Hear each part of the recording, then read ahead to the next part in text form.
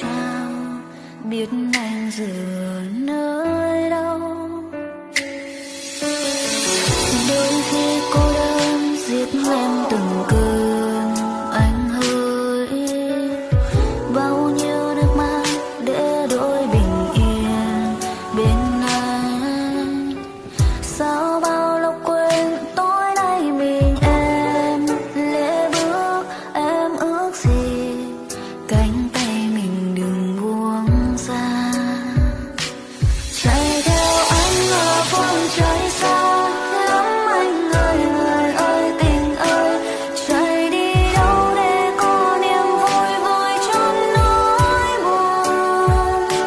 Hạ sang thu còn chưa kịp thay, lá kia sao lòng anh vội thay. Em ở lại để ôm một mình nhớ thương. Ngày không anh lòng em từ đâu, giá băng đeo chiều tan màu mưa. Một lần xa vòng tay của anh là bao bão lòng.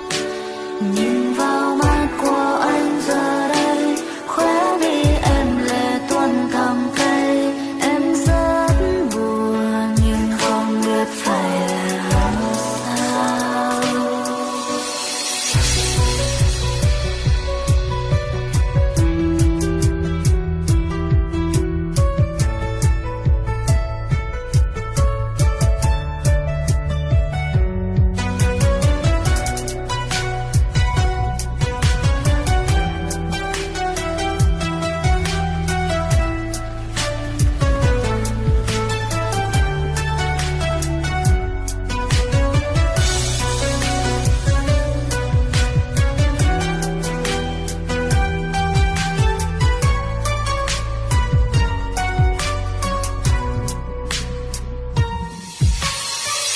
Đôi khi cô đơn giết em từng cơn